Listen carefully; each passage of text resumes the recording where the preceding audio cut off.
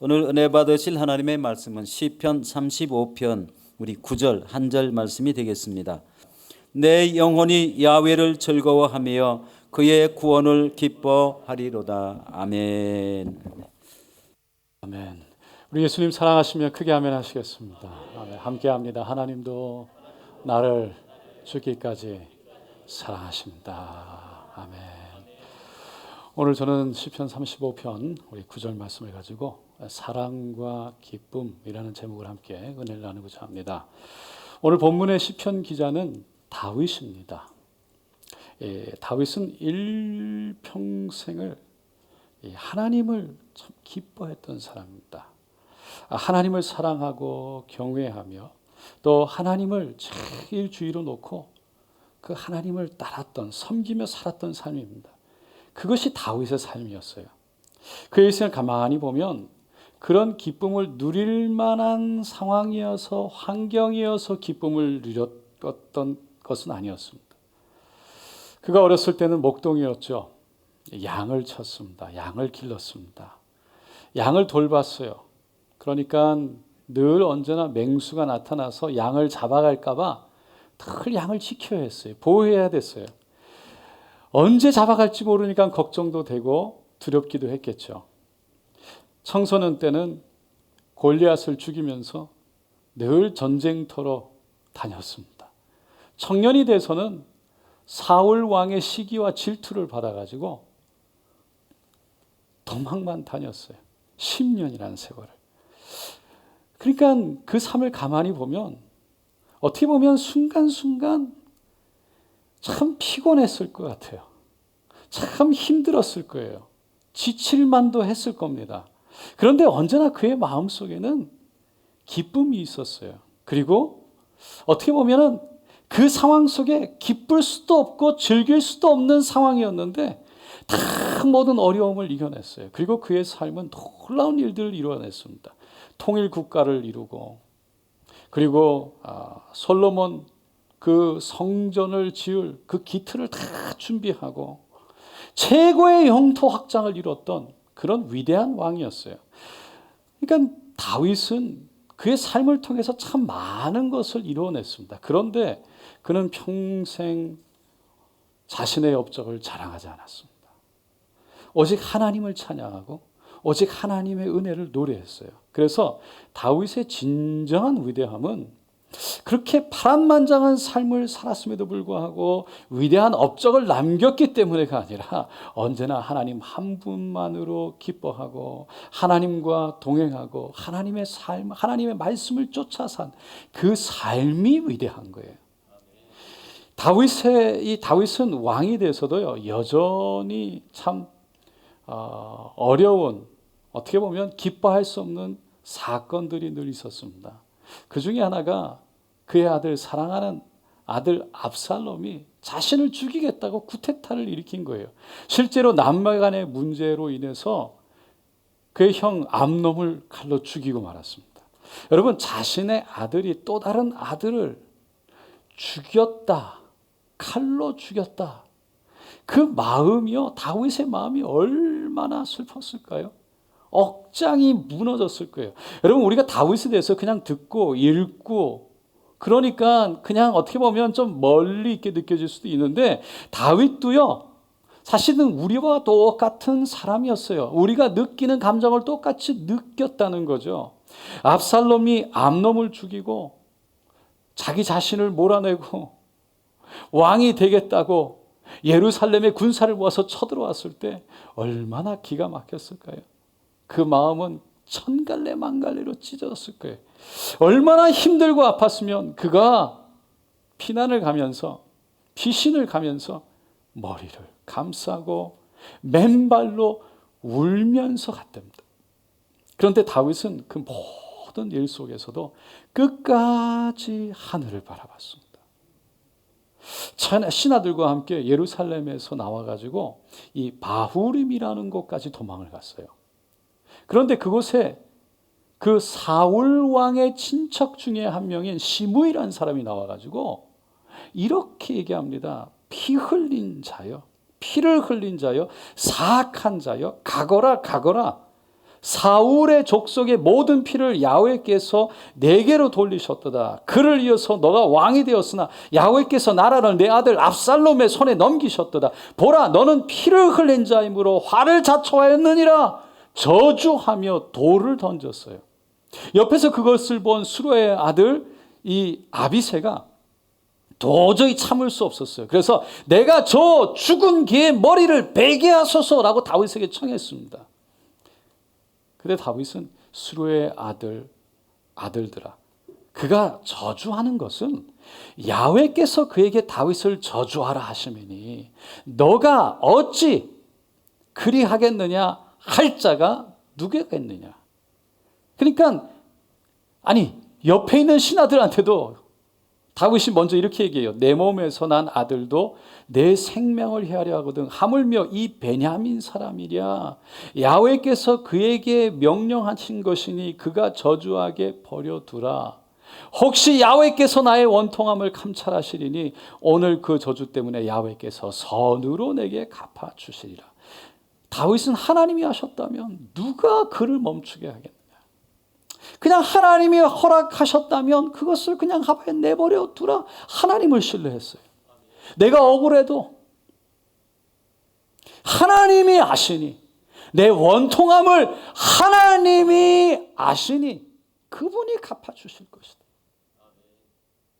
그러니까 다윗은 그만큼 하나님을 신뢰했고 의지했어요. 늘 하나님을 그 마음에 뒀어요.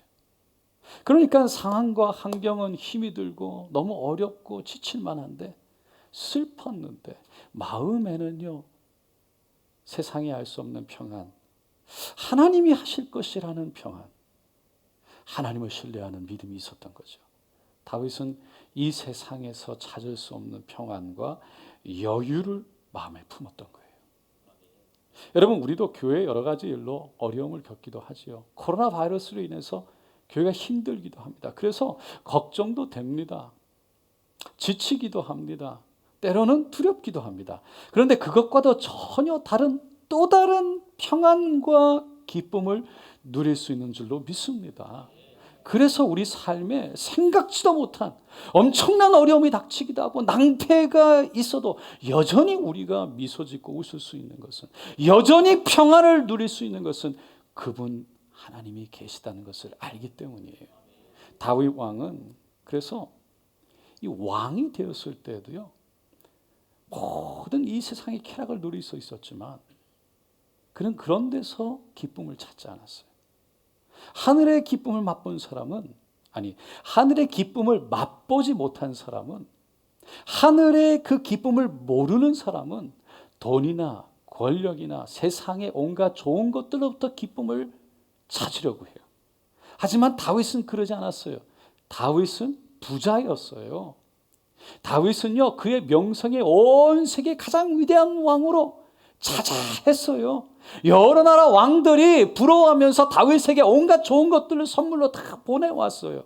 그래서 자신이 이런 업적을 다 자랑하면서 여러 왕들과 함께 먹고 마시고 잔치를 베풀면서 즐길 수도 있었어요. 하지만 그는 먹고 마시고 노는 데서 기쁨을 찾지 않았습니다.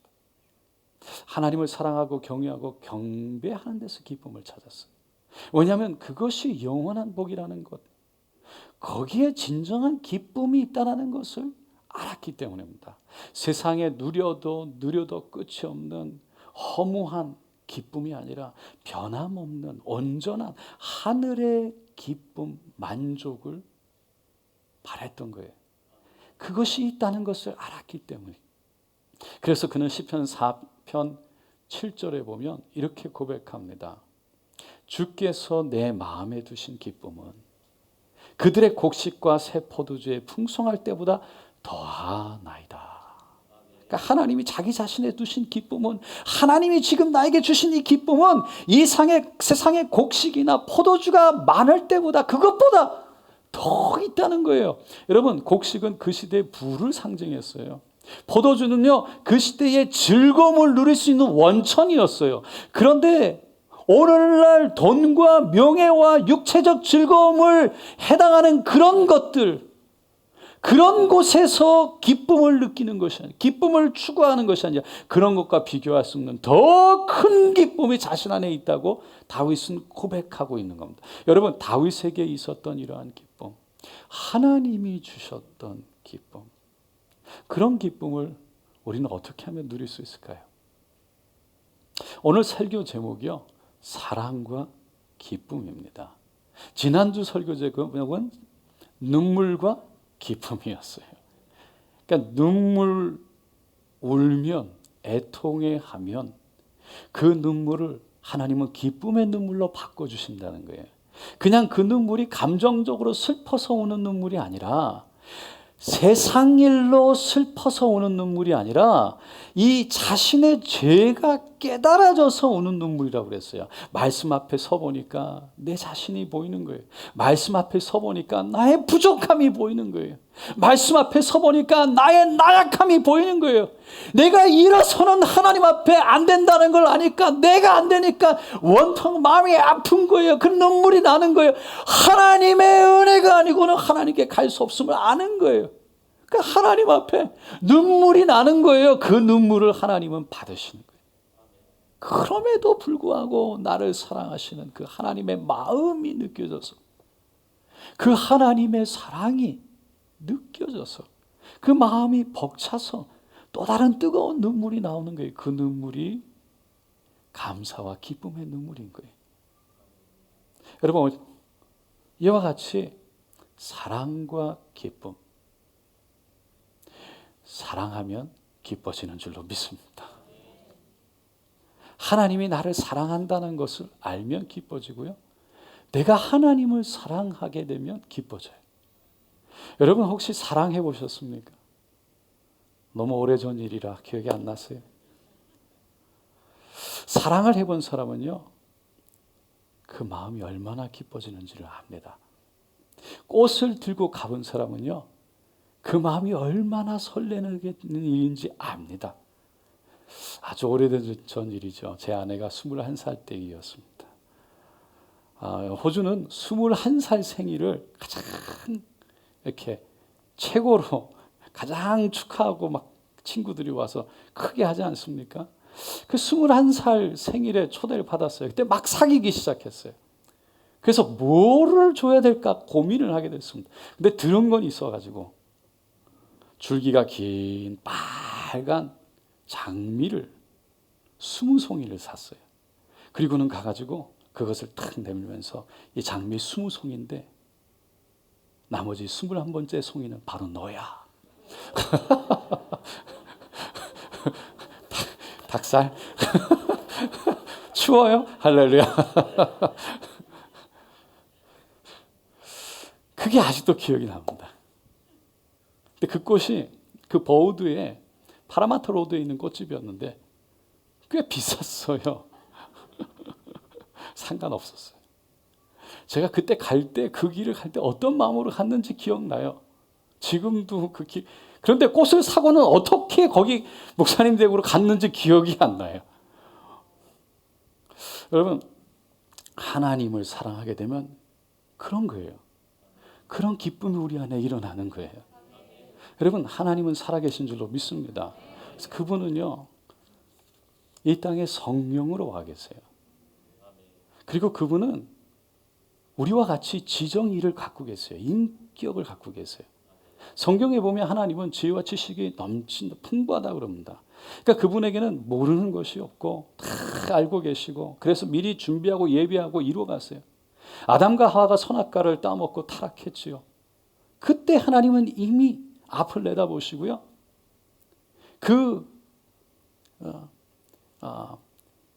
죄를 지은 그 아담에게 하와에게 모든 인류를 구원할 여자의 후손이 와서, 예수가 와서 사단의 머리를 부수리라 라고 말씀하셨어요. 이런 분이에요. 의지도 있으십니다. 빛이 있으라. 빛이 있기를 바라니까 의지가, 빛이 환하게 세워졌어요. 감정도 있으십니다. 이스라엘 백성들이 그렇게 하나님의 도움을 받고 하나님의 은혜로 그렇게 하나님의 축복을 누렸지만 등을 돌릴 때 하나님은 너무 슬퍼하셨어요. 화도 내셨어요. 그러면서도 하나님은 그 이스라엘 백성 우리를 바라보시면서 너무 기뻐서 기쁨을 주체하지 못하시는 분이에요. 스가랴 3장 17절 말씀입니다. 함께 읽어보겠습니다. 너의 하나님 야훼가 너희 가운데에 계시니 그는 구원을 베푸실 전능자이시라. 그가 너로 말미암아 기쁨을 이기지 못하시며 너를 잠잠히 사랑하시며 너로 말미암아 즐거이 부르 기뻐하시려. 우리를 보면서요 막 기뻐서 주체할 수, 그걸 이기지 못하고 잠잠히 사랑하신대요. 하나님은 인격적인 분입니다. 그래서 그분과 우리는 소통할 수 있어요. 대화할 수 있어요. 그분이요 저 멀리 계신 어떤 멀리 있는 우주를 창조한 멀리 있는 어떤 그냥 위대한 신이 아닙니다. 우리가 도저히 접근할 수도 없는, 그냥 근접할 수도 없는, 그냥 말씀하시면 내 벌벌 떠면서 그냥 내 종으로 그냥 하나님과 아무 관계없이 감히 손을 내밀어 하나님께 가까이 갈 수도 없는, 만질 수도 없는 그런 분이 아니에요. 그분은 지금도 바로 이 자리에 우리와 함께하고 계시고 우리의 가까이 하기를 원하시고 도와주기를 원하시고 우리의 손을 잡기를 원하시고 우리를 인도하여 주시기를 원하는 지정의를 가지신 그런 분이, 마치 우리가 친구를 사귈 때 그 친구를 인격적으로 대해야 그 친구와의 우정이 오래가고 또 깊이 간직될 수 있는 것처럼 하나님이신 성령님, 그 예수님을 그렇게 대할 때 우리는 주님과 교제할 수 있다는 거예요. 그래서 우리가 주님을 사랑합니다. 사랑합니다. 고백하면 그분도 얘기하세요. 내가 너 더 사랑한다. 그러면 우리의 마음이 그게 얼마나 기뻐지는지 모릅니다. 그런 기쁨을 경험해 본 분들은 예배를 드리다가도 말씀을 읽다가 찬양을 하다가 기도를 하다가 그 하나님의 은혜와 사랑이 느껴져 와서 울기도 하고 기뻐도 하고 손을 들기도 하고 뛰기도 하고 외치기도 하고 그러는 거예요. 가슴이 벅차서 뜨거운 눈물이 쏟아지기도 하고, 그렇지만 입술은 미소로 환하게 올라가는 거죠. 여러분 중에 이런 기쁨을 맛보신 분들은 제가 무슨 말 하는지 아실 거예요. 그런데 아직 그런 맛을 보지 못하신 분은 그게 무슨 말이에요? 그게 어떻게 느껴져요? 어떻게 그게 되지요? 생각하실 수 있어요. 근데 그게 느껴지고 믿어지고 받아들여지는 거예요. 보이지 않지만, 만져지지 않지만, 그래서 그게 영적인 경험이라는 거예요. 눈에 보이지는 않는 하나님이 경험되어지는 거예요. 그래서 가슴이 벅차고 기쁨이 샘솟고 평안이 누려지는 것, 그것이 영적 경험이에요. 하나님이 아담을 만드실 때 생명을 불어넣어 주셨습니다. 하나님은 영이십니다. 그래서 영끼리 교통을 하는 거예요. 교감을 하는 거예요. 그런 영적인 교제를 하고 또 하늘의 맛을, 그 기쁨을 보게 되면, 주님이 주신 사랑을 맛보게 되면 하나님을 사랑하게 되는 겁니다. 그리고 그 하나님을 사랑하게 되면 그 사랑이 우리를 기쁘게 하는 거예요. 할렐루야. 다윗이요 시편 9편 2절에 내가 주를 기뻐하고 즐거워하며 지존하신 주의 이름을 찬송하리로다. 주를 기뻐한대요. 무엇 때문에 기뻐하는 것이 아니에요. 주님 때문에, 주님만 바라보면 주님과 함께 그 주를 기뻐한다는 거예요.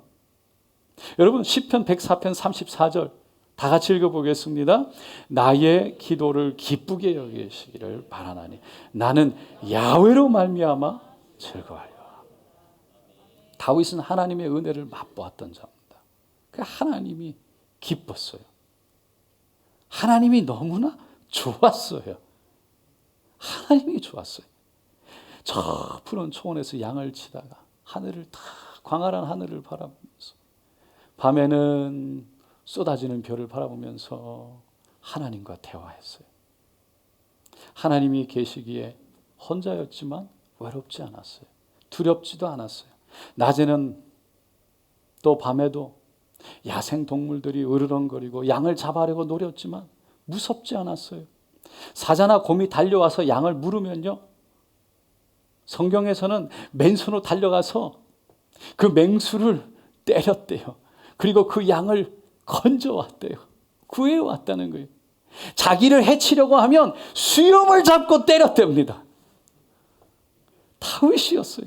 여러분, 그런 일들을 통해서 하나님이 살아계시고 하나님이 지켜주시고 하나님이 함께하신, 너무 마음이 벅차고 그날 밤에 하나님 앞에 손을 들고 감사하다고 찬양하고 예배하며 막 하늘에서 별이 쏟아지는 것 같은 그런 느낌이었을 거예요.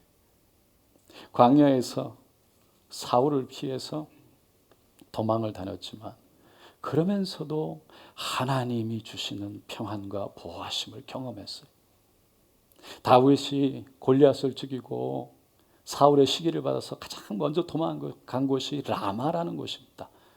그 라마에 가 있는데 다윗을 기름 부었던 사무엘이 그 소식을 듣고요, 다윗에게 가서 라마의 나요시라는 곳으로 데리고 갑니다.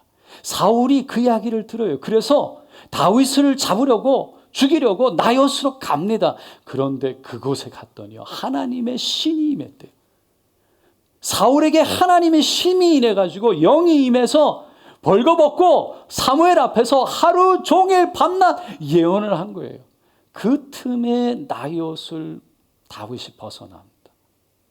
다윗은 그것을 나오면서 자신을 구해준 분이 살려주심이 살아계신 하나님이라는 것을 다시 한번 확인하고 확신했어요. 그런 경험을 한 거예요. 또 다윗은 2번이나 도망 다니다가 사울을 죽일 수 있는 완벽한 기회를 잡았어요. 하지만 그는 하나님을 신뢰했습니다. 그 하나님이 허락하시기 전까지는 하나님이 세운 자, 기름 부어 세운 자를 하나님께 끝까지 맡겼어요. 그렇게 10년이라는 세월을 흘렀어요. 그러면서 그의 인생에 가장 어렵고 가장 힘든 시간, 그 시간 속에 하나님을 깊이 만난 거예요. 그리고 하나님을 깊이 교제했어요. 그 깊은 교제가 깊어지면 깊어지면 하나님을 깊이 알게 되었고, 하나님을 알게 되면 알게 될수록 하나님을 더 사랑하게 됐어요.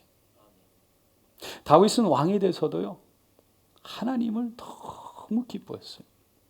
그것을 알 수 있는 것이 이 언약궤가 예루살렘으로 돌아올 때였어요.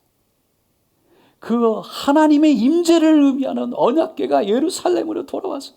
다윗은 너무 기뻤어요. 그래서 성경에 보니까 힘써 춤을 췄대요. 그 언약궤 앞에 가서 힘써 춤을 추는 거예요. 근데 너무 춤을 춰가지고 옷이 벗겨지는데도 몰랐어요. 온 백성이 쳐다보고 있는데 옷이 벗겨지는지도 모르고 기뻤어요. 그것을 본 미갈이, 다윗의 아내가 그것을 보고 성경에 보니까 업신여겼다, 업신여겼더라라고 말합니다. 그리고는 그 다윗에게 이렇게 말해요. 이스라엘의 왕이 오늘 어떻게 영화로우신지, 방탕한 자가 염치 없이 자기의 몸을 드러내는 것처럼 오늘 그의 신복 계집종의 눈앞에서 몸을 드러내셨도다. 너무 비천합니다. 왕인데 너무 이건 아니지 않습니까? 비꼬면서 얼마나 영화로운 왕이 그럴 수가 있습니까? 그러면서 면박을 준 거예요. 미갈은 하나님과의 교제의 기쁨을 몰랐어요. 하나님의 사랑을 맛본 적이 없어요. 힘들고 어려울 때 부어주시는 평안과 위로를 경험해보지 못했어요. 몰라서 그런 거예요. 하지만 다윗은 알았습니다. 그래서 미갈에게 이는 야훼 앞에서 한 것이니라 라고 고백합니다. 다윗은 자신이 춤을 춘 것이, 그 하나님 앞에서 뛰어놓은 것이 사람 앞에서 한 것이 아니라 내가 사랑하는 살아계시는 내 하나님 앞에서 한 것이기 때문에 사람의 눈들이 중요한 것이 아니라 하나님이 어떻게 보는 것이가 중요하다라고 고백한 거예요. 그것이 하나님의 사랑을, 그 사랑의 교제를 가졌던 사람과 가지지 못했던 사람의 차이입니다. 사랑하는 성도 여러분, 기독교는요, 금욕주의, 금욕적인 종교가 아닙니다. 사랑과 기쁨의 종교입니다. 뭐 종교라 그래서 죄송합니다. 다르게 표현할 길이 없는 것 같아요. 예수를 만나서 주님을 알게 되니 주님을 사랑하지 않을 수 없어요. 주님을 사랑하니 하늘의 기쁨과 평안이 누려지는 거예요. 경험하게 되는 거예요. 그래서 주님이 계신 곳에 있고 싶고 주님이 원하는 것을 하고 싶은 거예요. 금욕적인 것이 아니에요. 아무 즐거움도 없고 기쁨도 없이 살아가는 게 아니에요. 성령님이 계신 곳에 자유가 있는 줄로 믿습니다. 그 자유는 내 마음대로 누리는 방종이 아니라 주님을 사랑해서 주님이 원하시는 주님의 뜻을 따라가고 싶은 자유예요. 그 자유가 있는 곳에 참 평안과 행복과 축복이 있는 줄로 믿습니다. 주님을 사랑함으로 진정한 기쁨과 자유를 누리게 되시기를 예수님의 이름으로 축원드립니다.